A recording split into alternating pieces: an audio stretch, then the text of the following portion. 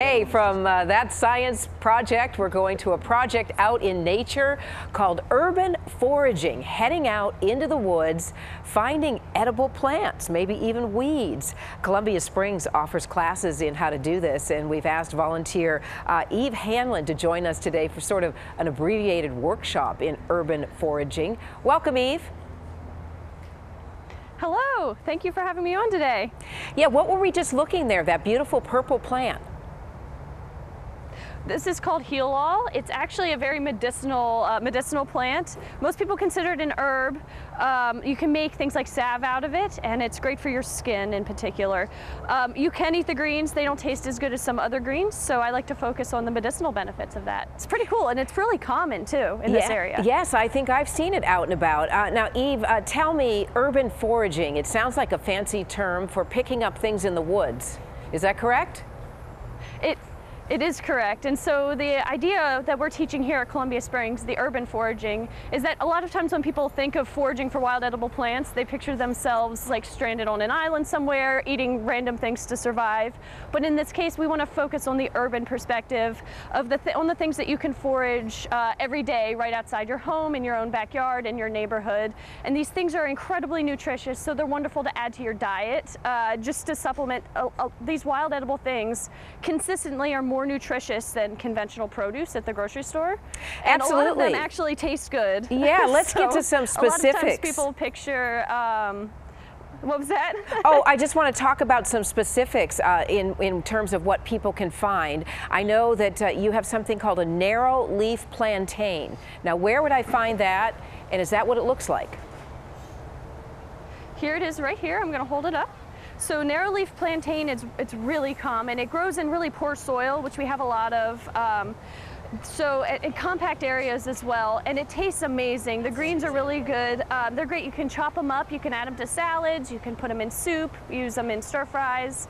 They're incredibly nutritious, and they actually have a lot of medicinal qualities as well. You can take the leaves if you get stung by a bee, kind of mash them up into a poultice and put it on your bee sting, and it'll help with the swelling and the stinging. Wow, Pretty all cool, kinds of uses. Now, there's something else called lamb's quarters. This doesn't sound like a plant, but I take it it is. So lamb's quarters is one of my favorites in this area.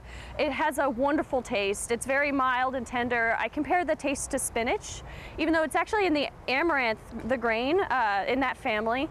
But it grows everywhere, and it's actually a serious pest in conventional agriculture. And if you have a vegetable garden at home, it's going to be coming up everywhere. But it's really quite tender and delicious. So as you're pulling weeds out of your vegetable garden, it's great. You can incorporate that into dinner without just throwing those out. Wow, I had no idea. And this one sounds particularly appetizing to me, something called pineapple weed. Yeah, so that's this tall one right here. So this is actually, if you guys have ever drank chamomile tea, this is in the chamomile family. It's kind of like a close cousin, and you can see the flowers. If you look at them up close, they look pretty similar to chamomile flowers, just not all the way open. This has a wonderful, sweet, aromatic, it's an incredible flavor to it. Very fruity, and so you can use it in the same way you make chamomile tea. You put it in a tea ball, and it's very calming and sedative, just like chamomile. But for this one in particular, all of the greenery as well is very flavorful. And so I like to chop it up and add it into cookies, which just surprises people. You put greenery in there, but it makes such a wonderful flavor, very flowery and sweet. Sure. Now, you've convinced me. I'd love to do some of this urban foraging. Can I head to any outdoor area, or are there particularly spots that are better for others than others, I mean? There are, and most of the time the best places to forage are the safest places. Things like this, most urban foraging, you're foraging for weeds, and weeds of course will come up everywhere. But it's actually not a good idea to forage for wild edible plants along roads, along railroad tracks, along sidewalks, because plants will take up lots of toxins from the air and the soil. So things that come off of cars, for example, can be taken up into the plants, heavy metals, things like that. So you want to forage somewhere away from public spaces like that, so in your own backyard, in a friend's backyard, in your neighbor's backyard with permission, of course.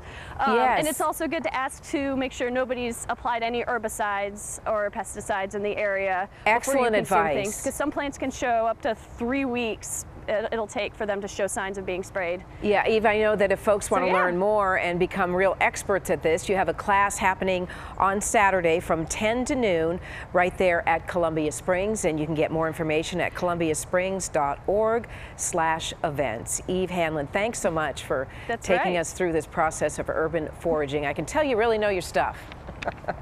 Interesting. Thank you so much. All right, when we come back.